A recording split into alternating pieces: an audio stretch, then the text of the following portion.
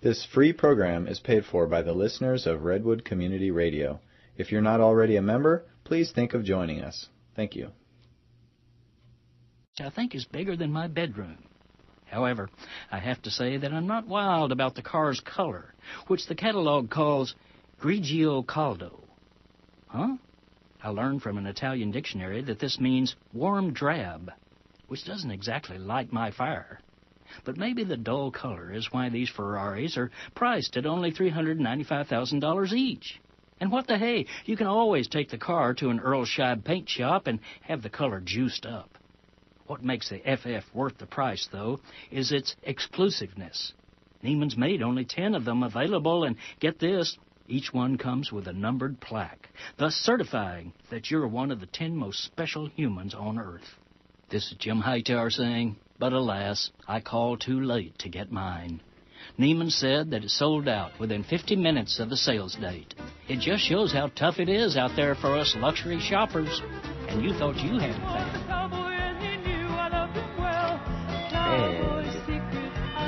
If you've sold what you had to sell or found what you're looking for, be sure to call KMUD so we can take your ad off the air. Also, you can find our class ads on our website at kmud.org. Well, it is 7 o'clock in the Humboldt Nation and time for the Herb Doctor. I just want to remind you, lest we forget, what rockin' is all about. You are tuned to KMUD Garberville, the voice of the free, KMUE Eureka Arcata, people-powered radio, KLAI Laytonville, Freedom Radio for the North Coast of California and beyond. That means we are on the World Wide Web at kmud.org and Rock Me on the Water at 99.5 on your FM dial out in Shelter Cove. I think that's it. We've got a theme song. It's great to be here tonight with the Herb Doctor and his wife. And we'll be joining them in Studio B in just a moment.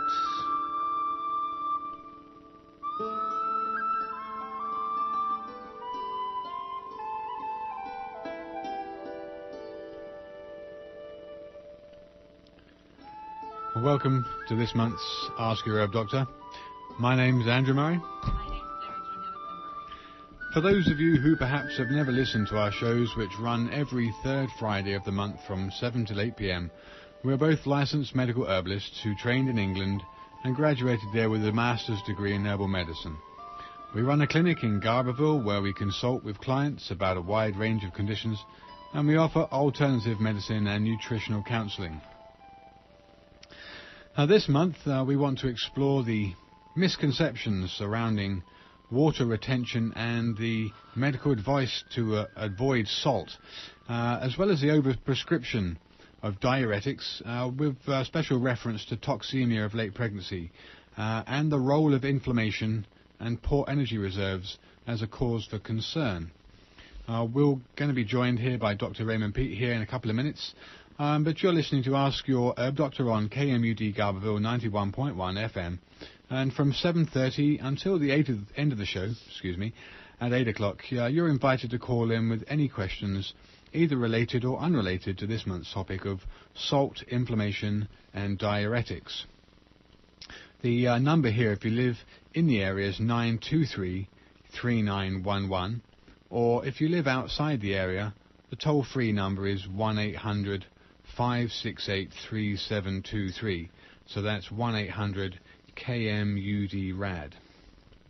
And this is the last show for this year, for 2011, and we'll be with you back again in 2012. Okay, so hopefully Dr. Peat will be with us. I think actually it looks like they're still trying to get him on the line here. So this month's show, again, as I said, is going to be mainly looking at the topics of salt avoidance with respect to water retention, and opening up that misconception with facts and science supporting the use of salt rather than the avoidance of salt for decreasing water retention, and also look at Dr. Tom Brewer's research work, pioneering research work on toxemia of late late pregnancy. So for those women that are listening, probably a very noteworthy part of the show will be based on that toxemia and the things that Dr. Brewer have proved to reduce swelling and actually reduce the actual occurrence of toxemia completely. His diet was very instrumental in making that a new way of looking at toxemia, because pretty much the medical advice for women with toxemia was actually counterintuitive in many cases. So hopefully Dr. Pete's with us on the show. I do have Dr. Pete, but I just wanted Sarah to reintroduce herself because I kind of mangled that introduction. So if she could do that, and then we could get on with the program. Thank you. I was wondering if because I couldn't hear my own voice in my ears there. My name is Sarah Johannesson, and I'm joining Andrew Murray. Sarah Johannesson Murray, and I'm joining Andrew Murray, and we have Dr. Raymond Pete on the line tonight. And thank you. Well. And we do have Dr. Pete, and here he is. Thank you. Hi, Dr. Pete. Hi. Okay, so once again, Dr. Pete's joining us to illuminate the way, as it were, then through the misconceptions that we so often repeat as truth. So thank you for joining us, Dr. Pete. Again, would you please describe your academic and professional background for listeners maybe new to the show who perhaps have never heard your name? I studied biology, physiology at the University of Oregon, and have taught various hormone and nutrition-related courses, as well as in other fields, psychology and philosophy included. Okay, so your main interests, I know, have been around the looking into hormones, and much of your research has given you new insights into the treatment of many situations and conditions with hormones like progesterone, and pregnenolone, and others. In terms of the, I think perhaps we should start with something like modern diuretics. So we come into contact with people that, for one reason or another, are using diuretics to decrease water retention, whether it's ankles, fingers, or cardiac water retention. Is there any safe diuretics that you know of that are prescription medications in terms of the way that they act? Yeah, there are some that are relatively safe, but it's the whole theory behind why they exist that is the problem. Mercury compounds used to be used. Basically, they just kill the kidney cells and let stuff leak out. And they were the common diuretics for a very long time until the 1950s. New compounds came on the market that had a variety of effects on the kidneys, and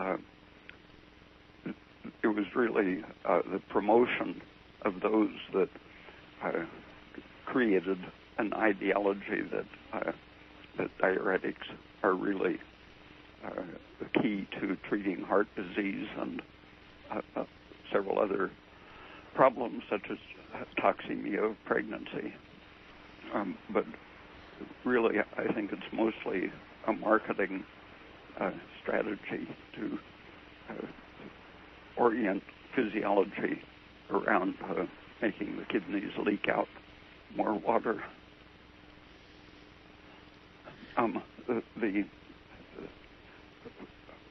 The real problem is what causes the water retention, and almost anything that seriously injures the organism causes water retention. Like a problem following surgery very often is that the person stops forming urine, and shock, any very serious sickness is going to, in many ways, cause the reduced ability to form urine properly. And it's sort of a plumber's approach to physiology to think of just opening up the kidneys and letting the liquid out faster. So from a herbal perspective, dandelion leaf and the root is a little bit less effective than the dandelion leaf, but it works as a diuretic, and that's what I thought they had created furosemide from. Although then with furosemide, I know you have to have a prescription of potassium along with it, and dandelion leaf, or most green leaves, have a lot of potassium, so it just kind of works out that you don't need to take potassium if you use dandelion leaf as a diuretic. But would you consider furosemide as a safe diuretic? It's got a long history of use, and it probably does have an actual beneficial effect on survival. But with almost any leaf extract, the potassium and magnesium are going to have a diuretic effect that is probably safer than the actual function on the kidneys. Oh, that's interesting. Okay, so the the inflammation in the first place is the main cause in many cases for the cessation of diuresis and the increase in water retention in the cells through damage. So you're saying that it's much more important to look at what's causing that inflammation, trying to get to the root of the problem, rather than just prescribe a diuretic. Yeah, even before the inflammation, there's the energy problem. Something as simple as drinking too much water in relation to the energy your body is producing. For example, a low thyroid person who can't produce much metabolic energy is very susceptible to drinking too much water and getting a very general disruption of their physiology. A pint or so of water passing suddenly through your stomach to your intestine causes a surge of serotonin release. And that's simply a model of stress or shock in general. Anything that shocks you or stresses you tends to start the same process, but just a surge of water hitting the intestine is enough to increase serotonin, which then stimulates the production of prolactin, and prolactin is associated with water retention. Serotonin itself is in a direct way, and serotonin increases the production of aldosterone, which produces water retention and inflammation, and sets off a chain of reactions that lead to such things as heart failure. And the unfortunate thing is when someone is low thyroid, they're usually very, very thirsty all the time anyway, so they crave that water and they think they have to have that water in order, because they say their body's really craving it. Yeah, it causes the tissues to retain water, even though it's passing through them, through the kidneys mostly, and they aren't producing much evaporation through their lungs or skin, but it tends to leak out of their bloodstream into the tissues and produce edema. And edema is harmful to all of the tissues in a direct way.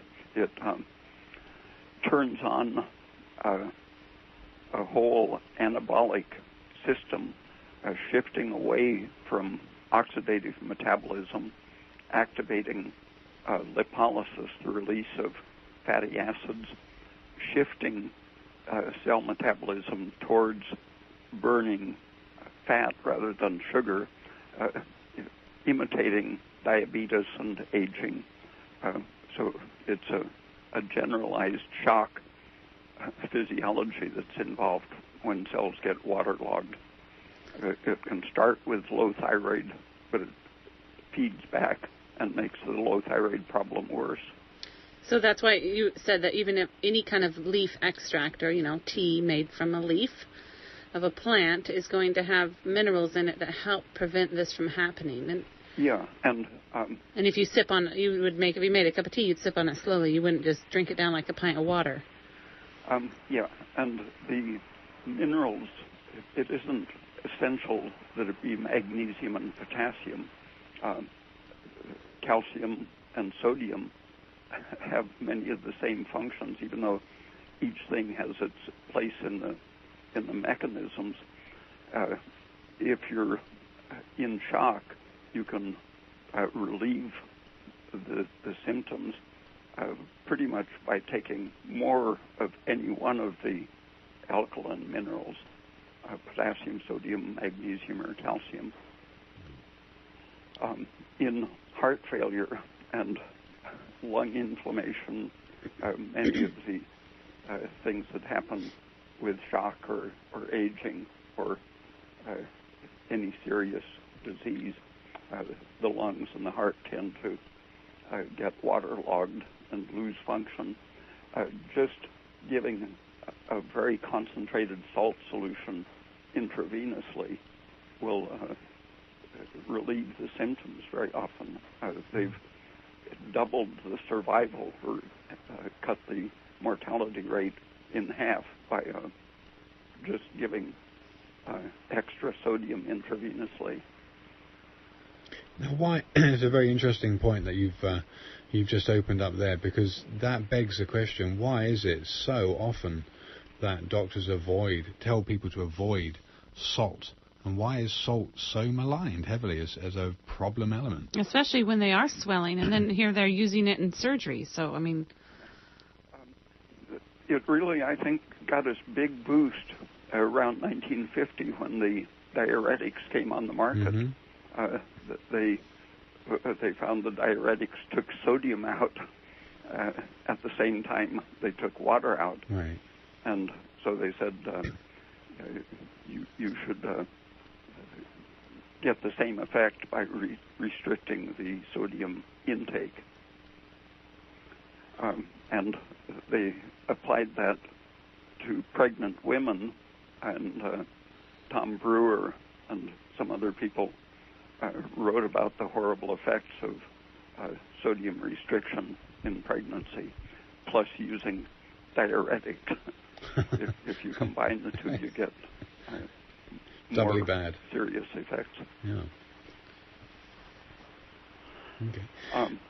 After I had been reading Tom Brewer's work for a long time, I was seeing similarities between premenstrual syndrome and the toxemia of pregnancy that he had worked on.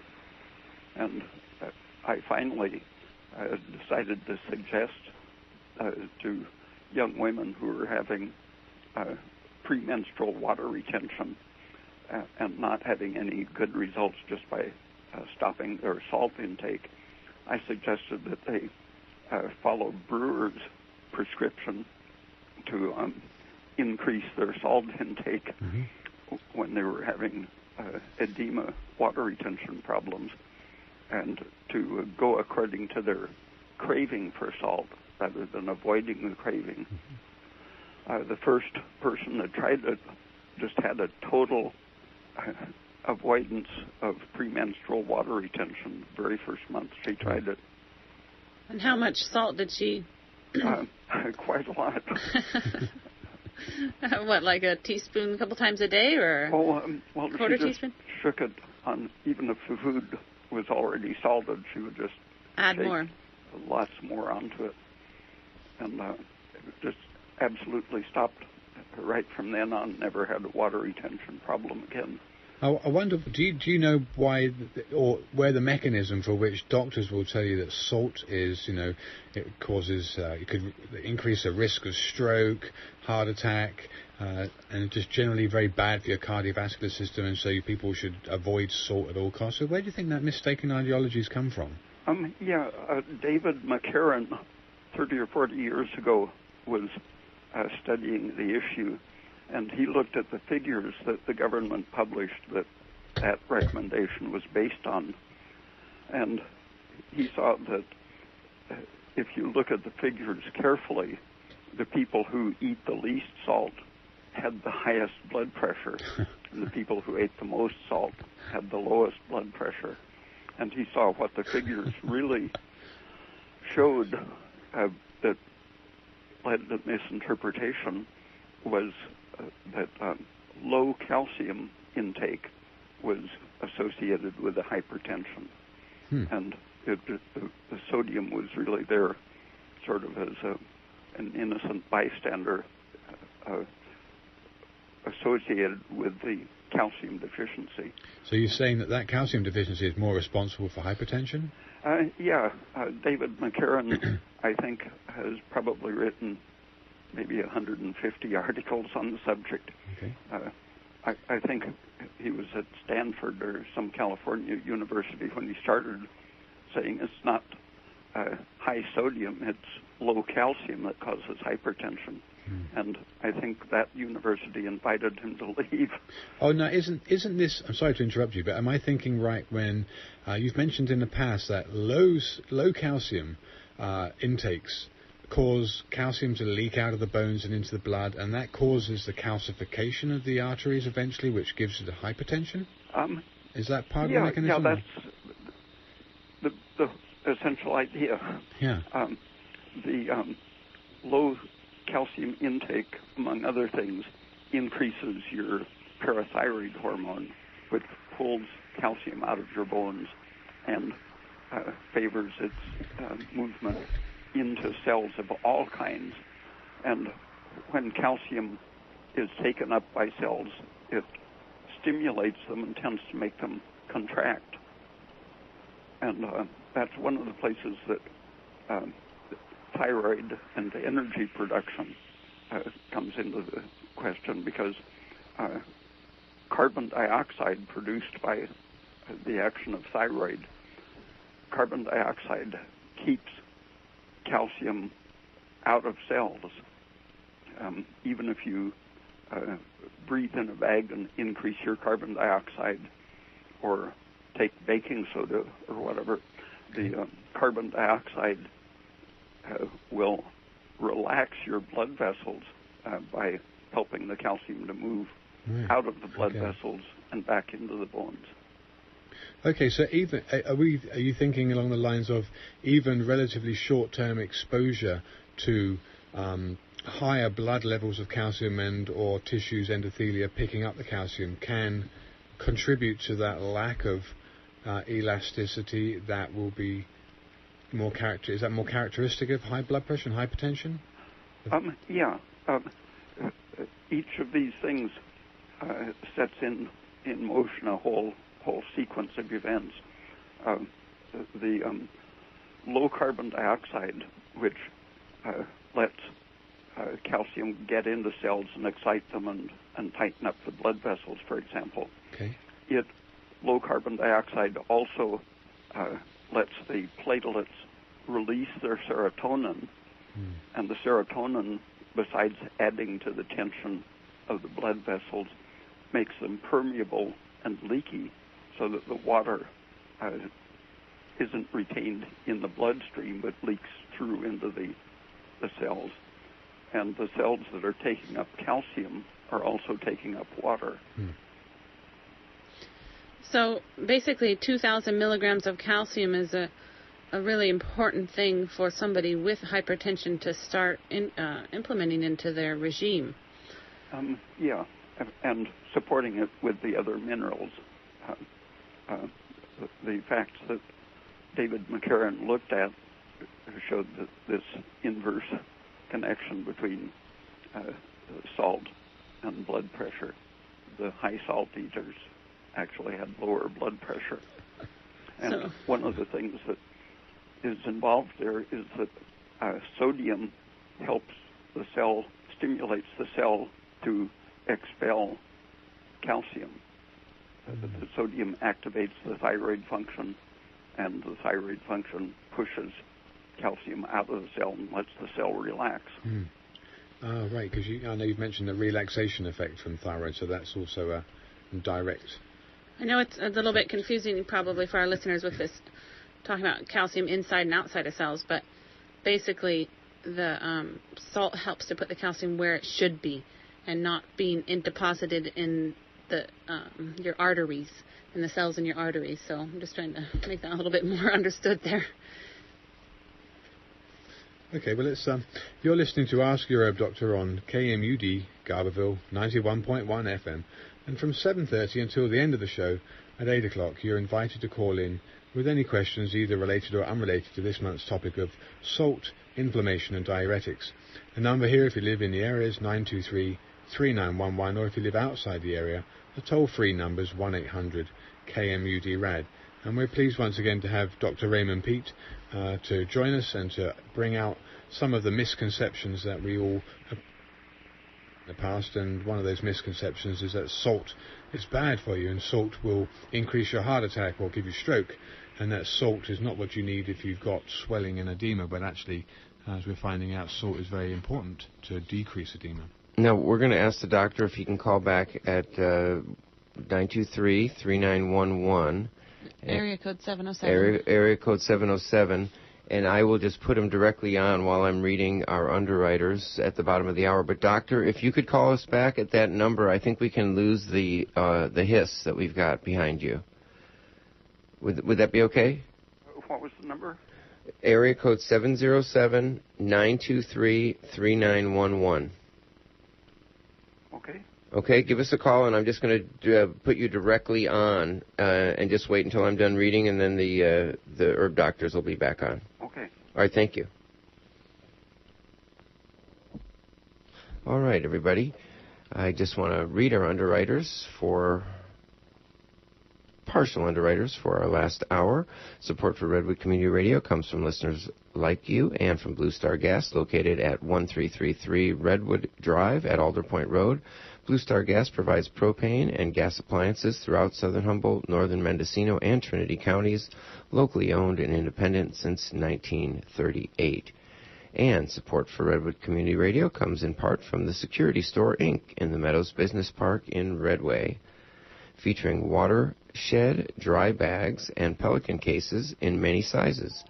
Both have lifetime warranties and have been tested over time in Humboldt County.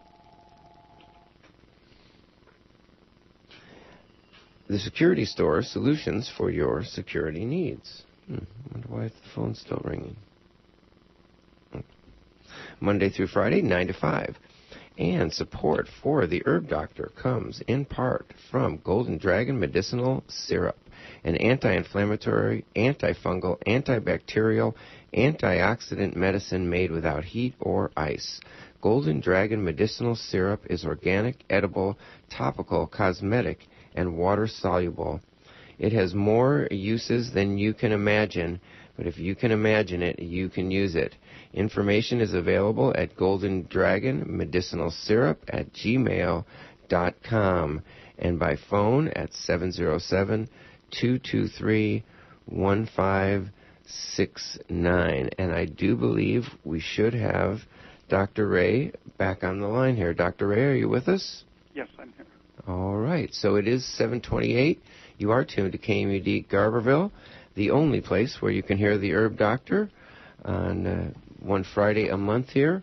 And let's get back with the program. Hi, Dr. Pete. Thanks for doing that. I think there was a pretty bad hiss on the line, so hopefully it's going to be clear now. Yeah, no, that sounds much better. Thank you. Yeah, okay, good. Okay, so getting back to the diet that Tom Brewer brought about for the treatment of toxemia of late pregnancy, and a diet which actually resulted in none of his hundreds, if not thousands of clients or patients who were pregnant ever getting toxemia. He was very big on drinking quite a bit of milk. Was part of his diet. And well, there's the calcium, keeping the calcium. Yeah. Also salt and lots of protein, right? And those are the main things that he was suggesting? Yeah, he was talking about the protein and adding salt to your food, but the milk has other things besides the protein. The calcium has its direct effect on blood pressure, and the sugar of milk, it has its diuretic-like action. So the calcium and sugar add to the quality of the protein. Now, we talked a little bit about we mentioned furosemide as a diuretic. Are there any safer, effective diuretics that we wouldn't perhaps think of diuretics, perhaps? If you think of the sequence of stress effects that I mentioned, too much water leading to too much serotonin and aldosterone and prolactin. Which are all inflammatory. Sorry to interrupt, but those are all inflammatory compounds. Yeah, and cause water retention. And if you choose your substances with reference to inhibiting any or all of those, that's going to be an anti-edema, anti-inflammatory diet or treatment. Thyroid and progesterone, for example, lower all of these things. Progesterone is a very powerful antagonist to aldosterone. And drugs are being developed to be very similar to progesterone, but to be patentable, so they can sell them to treat heart failure and water retention and inflammation and so on. Would do they not have the same effect as the progesterone? Enough that they'll cure heart failure and such, but they have their own side effects. Right. They're just trying to make them as similar to progesterone as they can to minimize the side effects. But using any of the natural steroids derived from pregnenolone, either progesterone or DHEA, will help with water retention and edema and heart failure and so on. Right, and that's because they're antagonizing the effects of aldosterone.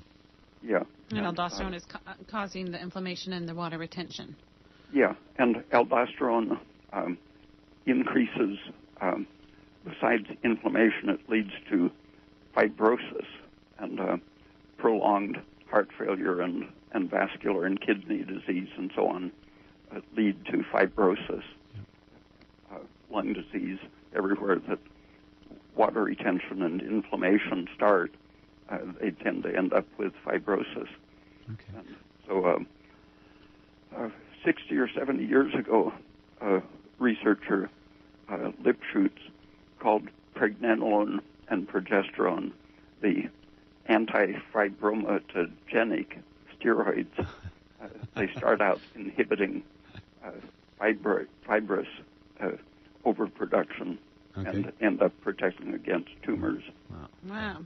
We do actually have two callers on the line, Dr. Pete, for you, so let's take the callers, and I think we'll take the first caller now. Well, the engineer's put his hands in the air as if he's lost them. I lost Dr. Pete. If he can call back, they'll let the caller ask their question, but he won't hear it. Oh, darn it. I'm going to have to call him. All right, but the caller is on. Okay, we'll try calling Dr. Pete back. Hello? Hi, caller, you're on the air. Yeah, this is topical. Your discussion on calcium. I don't know if you want to go to specifics, but I'll give you a short story. About 9 months ago, I was in ICU for a week and a half because my calcium went crazy. I was later diagnosed with sarcoidosis. And my doctor wants me to get down on my calcium level. So you're saying that your calcium level was high when yes, you... very high. Right. And it shut down my kidneys, et cetera, et cetera. Yeah. That was 9-10 months ago. I once a month I do a calcium level check, blood test. Do you know what your calcium is? Huh? Do you know what your calcium value is? Doggone, I wish I knew the number. But the problem is he's got me on 15 milligrams of prednisone. Oh, dear. To keep my calcium level down, and I love milk. Yeah, well, the prednisone, I'm sure, is because I know, I hate prednisone. Yeah, as an anti-inflammatory steroid, so because the sarcoid's an inflammatory quote. So I know that caused the issue, but I think he's using the prednisone to keep the calcium levels down. But the way you talk sounds like calcium levels are a pretty good idea. Well, calcium not in the blood, but in the bones, which is where the calcium should be. So consuming adequate dietary calcium in the form of powdered eggshells or consuming dairy in the form of milk, getting about 2,000 milligrams of calcium a day will actually let you store the calcium in your bones and actually, that's what I do. And prevent it from being in your bloodstream, which is what happens when you don't take up enough Right. dietary calcium. So when you said your blood levels were high, that's because your bones were allowing the calcium that was in the bones to leak out into your blood supply, and that's caused more of the problem. But the best way to lower your blood calcium would be to intake in enough dietary calcium. Okay. Now, And that does help. Blood pressure is affected that way as well? yeah, but that would also cause what Dr. Pete was talking about with calcium is that calcium in the endothelia, which is the tissue within the lining Right.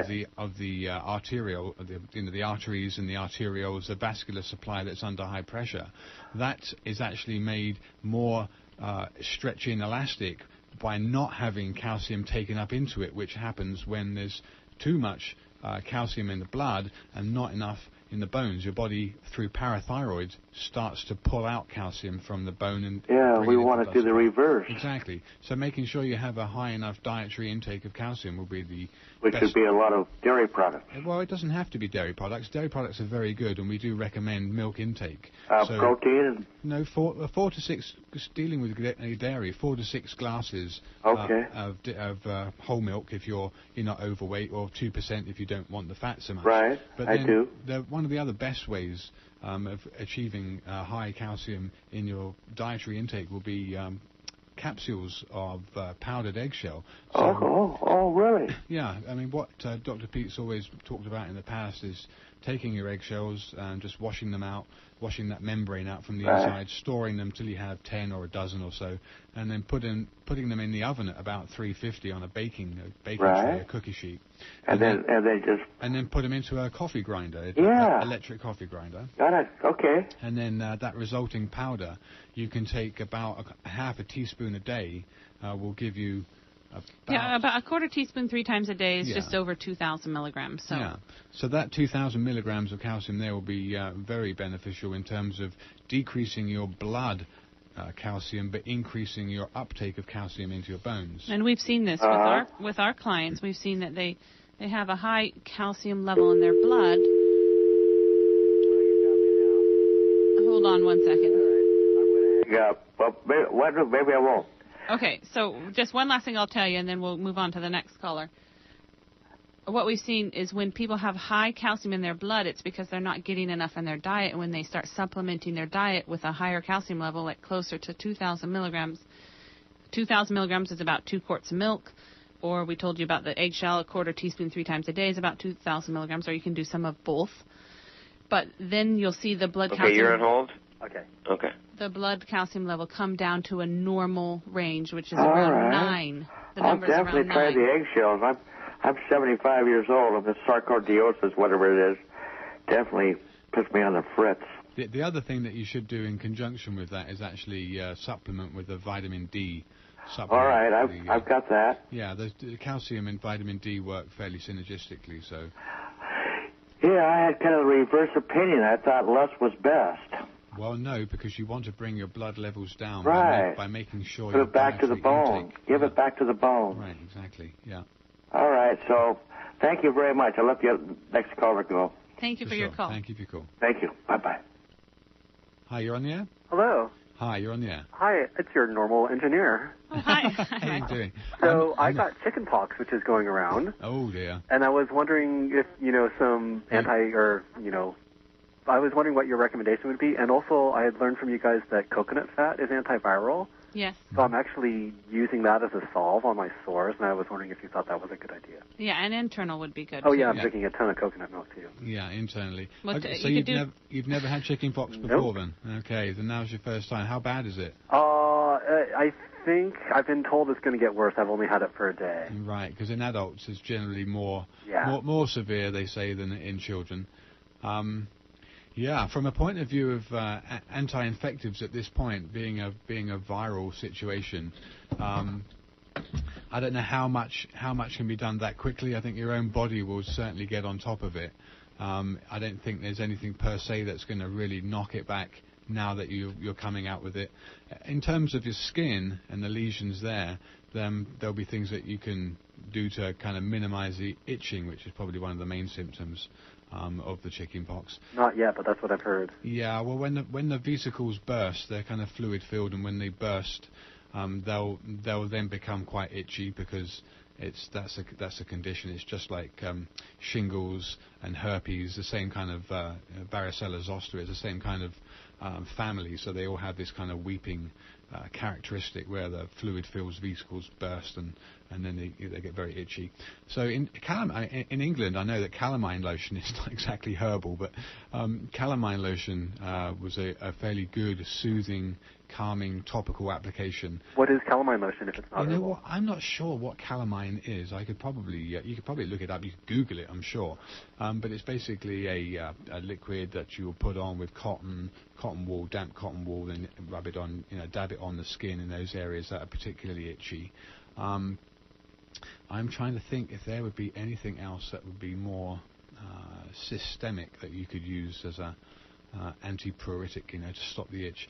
Maybe if we get Dr. Pete back on, he'll have some suggestions, but okay. I'm afraid the engineer's wrestling with the phone, and with Dr. Pete is still out of action at this point in time, so I don't quite know what's happened. Well, I'll keep listening. Thank you very much. Yeah, I feel bad for you.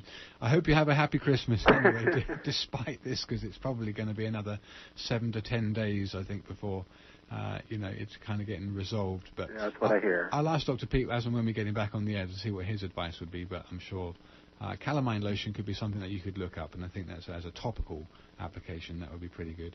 I know that he'll probably mention other things that would probably be better, so let's just see if we can get him back with us. Thank you. Yeah, you're very welcome, and Happy New Year and Happy Christmas, huh? Thanks. Okay, Dr. Pete, we've got Dr. Pete back on the line yet? We don't have Dr. Pete back on the line. Okay, I'm not sure what's going on. Do we have any more callers on the line? Yes, I had a question.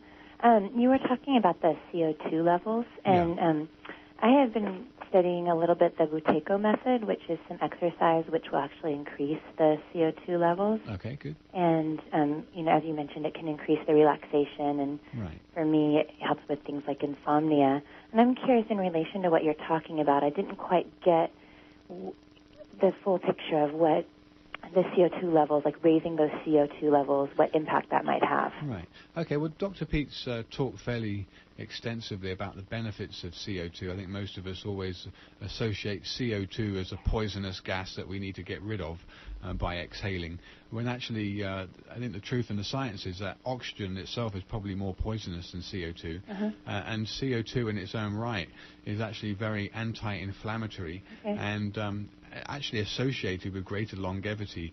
Peoples and cultures that live at high altitudes, like the Tibetans and the people in the Peruvian Andes, have actually much greater health records. Actually have much less inflammatory disease. They have way less cancer incidences, and generally the inflammation is much less amongst the communities at high elevation because of the beneficial effects of CO2. Dr. Pete has mentioned several times the method by which you can just bag breathe. You get a brown paper bag and sit down in a chair and relax and just breathe in and out, rebreathing your own CO2. Now, this is also a very good way of increasing CO2 levels. So I think the main effects were the anti-inflammatory, anti-stress effects of breathing in CO2, and also the longevity effects that do come with it are well documented. Okay. Thank you very much. Yeah, you're very welcome. Bye. Okay. Are there any more calls on the line? Okay. Hi. Hi, you're on the air? So I just had a recommendation for the... Hello? There was a caller there, but they suddenly disappeared. Dr. Pete, are you on the line? Okay. Well, I'm not sure what's going on until someone tells me what's going on. I'm not sure the caller's been cut off and we've lost Dr. Pete. That's not a very good evening. But anyway, the engineer's going to do what he can. He's doing his best frantically to get Dr. Pete back on the air. Well, if we should start anything anything new, or we'll see what comes of his frantic attempts. Okay, I think there's another caller on the air. Hi, you're on the air? Hello? No, I don't think the caller is there. Okay, well, Sarah, how about you? So, I think this is Dr. Pete. Okay. Hello? oh no, this is that's our the caller. Hi, caller. I think you were cut off a moment ago. Where did Dr. Pete go? I'm a caller. So I was thinking of suggesting for itchy spots. Dr. Pete, are you there? Okay, 1 minute. Our engineer's also on the line, so you're on engineer. You're on the line too, so we can hear you talking. Okay, hang with us, caller, until we get his microphone off the air. Baking soda and vinegar at 2. Okay, you've taken the caller off the air again. Hello? Do you want to tell the engineer that he's taken the caller off the air? No, I have both callers on, so she can talk. I haven't cut her off. But we were also hearing Well, I you. guess we can't hear her. I think maybe you turned her volume down to us.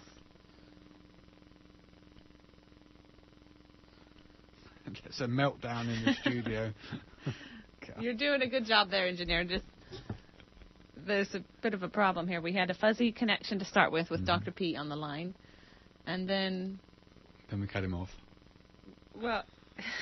Okay. Well,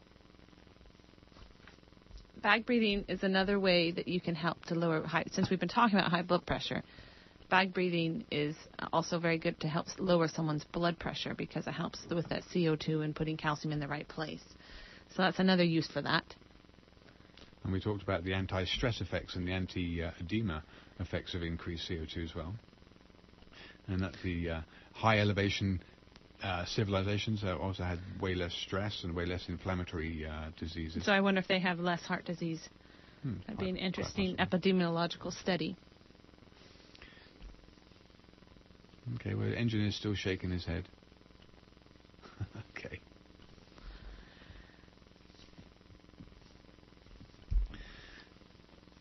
Well, I'd rather just kind of wait and see if we can get Dr. Pete back, just because it's...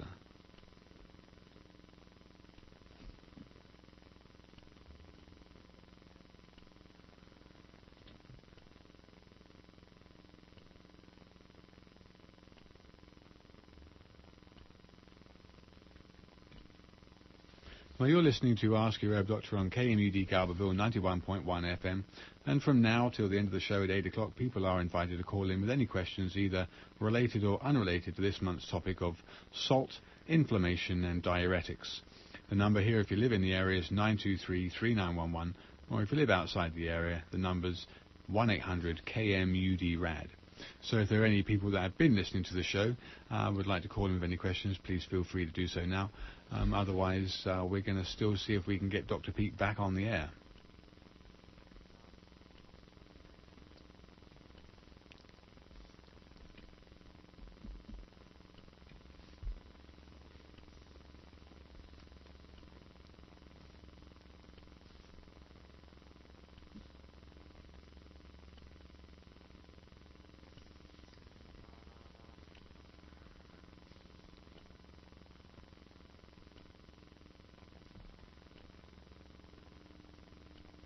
Hi, you're on the air.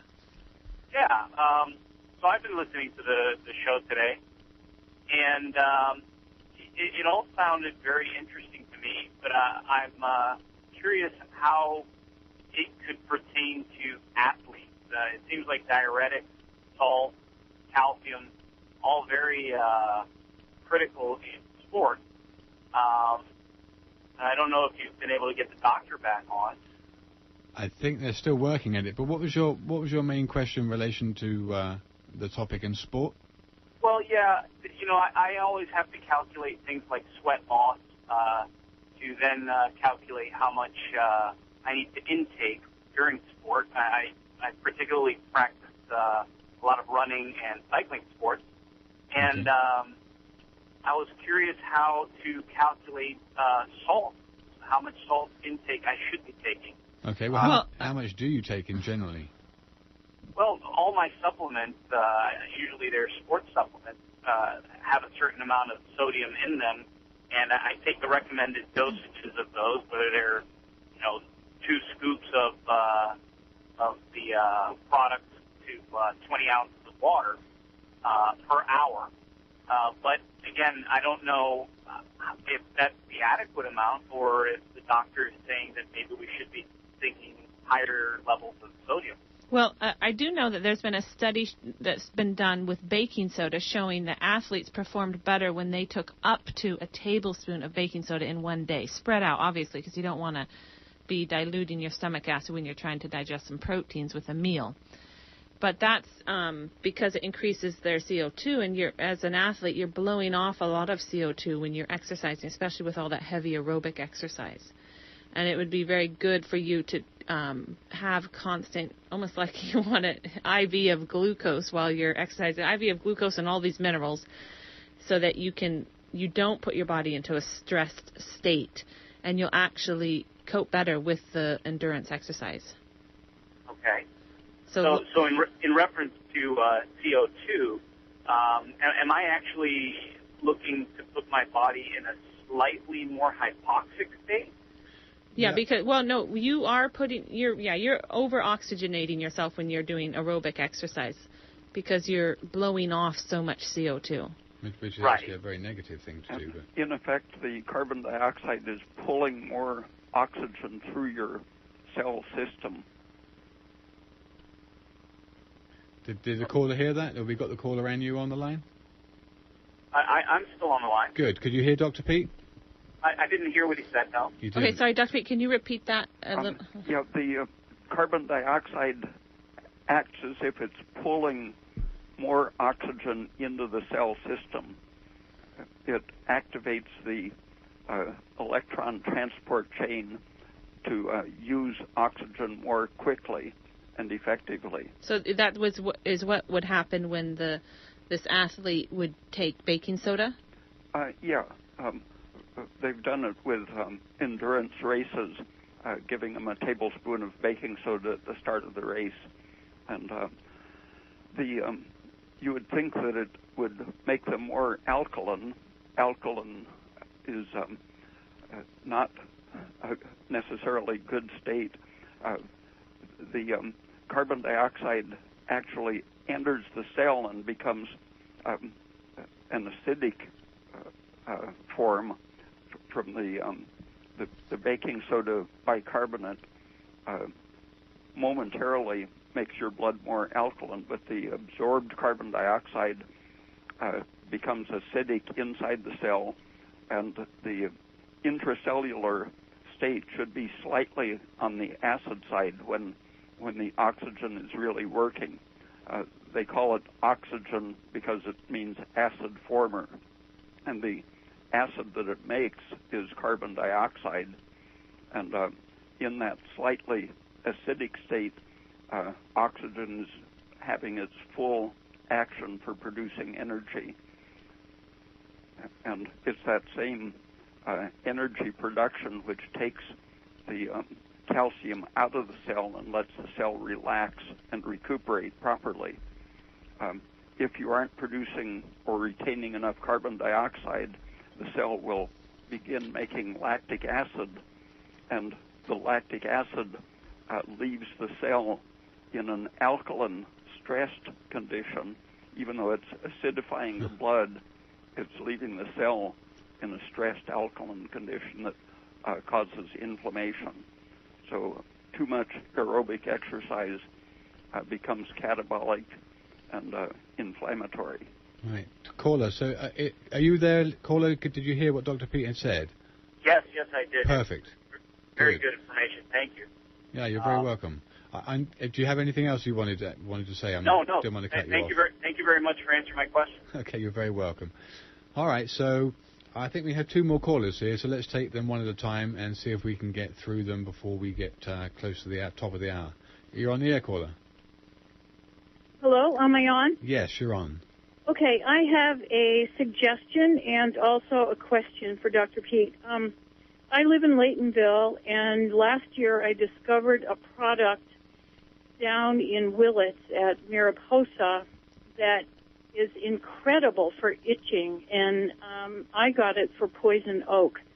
And it's called Manzanita Magic, and it comes in a 3-ounce bottle. It is wild-crafted manzanita, grapefruit, plantain, chickweed, organic sage, thyme, and cayenne.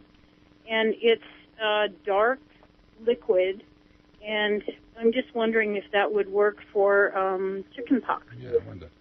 And that's just my suggestion. My question is... Well, let me just say one thing quickly about that. That's a wonderful product, and I know the lady who makes it, and that's a really good idea. So thanks for calling in and letting us know that. And, Michael, if you're still listening, get yourself some Manzanita Magic. Terry makes it.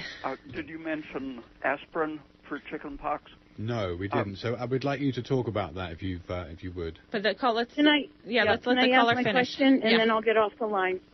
It's about calcium and getting it back into your bones. I've been dealing with breast cancer since 2005 and had to really pay attention to trying to keep calcium in my bones. And I would like to know, my understanding is that it's specifically vitamin D3 that assists with calcium going into the bones. And I'd like Dr. Pete to comment on that and also on the ratio of calcium and magnesium that he might recommend. And I'll take my answer off the air. Thank you. Thank you for your call. Dr. Pete, did you hear that question? The ratio isn't as big an issue as a lot of books say.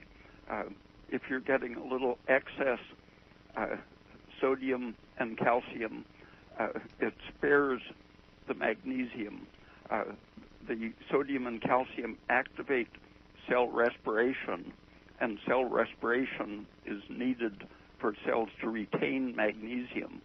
So if you're low in sodium and calcium, you depend on a good thyroid function to retain magnesium. So any stress that increases aldosterone, for example, is going to make you lose magnesium.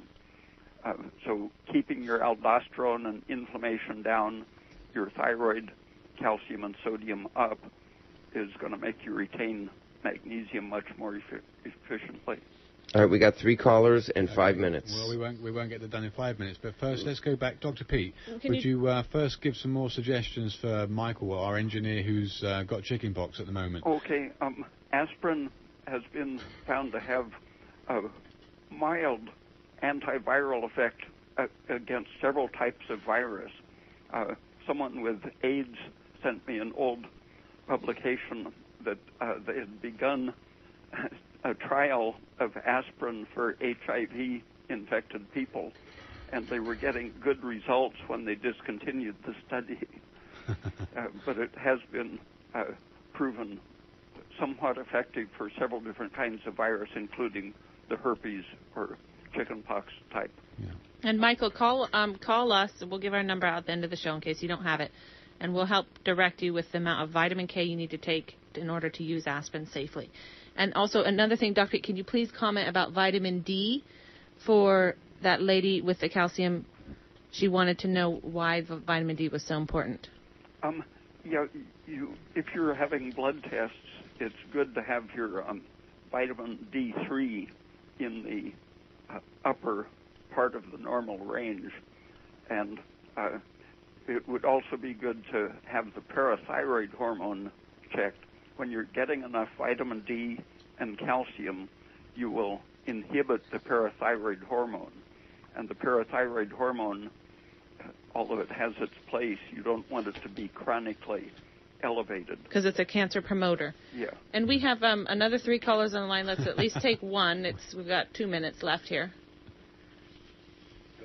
Hi. So my suggestion for the itch chickenpox is a vinegar baking soda If I got enough money to get through Christmas, actually I'm working too. Okay. I'm sorry. Listen, we're getting lots of stress here in the studio, and it's 1 minute to 8. It's hilarious. So I'm sorry, caller, to have cut you short with that recommendation that for everybody's sanity, we need to make sure that we close the show at 8 o'clock, pronto. And thank you so much for all those people that have called in, and thank you, engineer, for dealing with the stress associated with losing callers, and our beloved Dr. Pete, thank you so much for joining us again. Okay. And we're just going to give out some contact details. Yeah, contact details for Dr. Raymond Pete. Visit his website, please, www.raypeat.com. That's raypeat.com. Lots of scholarly articles, fully referenced, scientific literature. It's open your eyes, folks, and go and take a look at what he's got on the website. That will refute a lot of the misconceptions. Thank you to all those people that have phoned in. And we can be reached Please remember that this program is supported by the listener members of Redwood Community Radio. If you like what you hear, please consider becoming a member of KMUD or renewing if you've already joined. A regular yearly membership is $50, but we accept any amount. Help us keep free speech alive.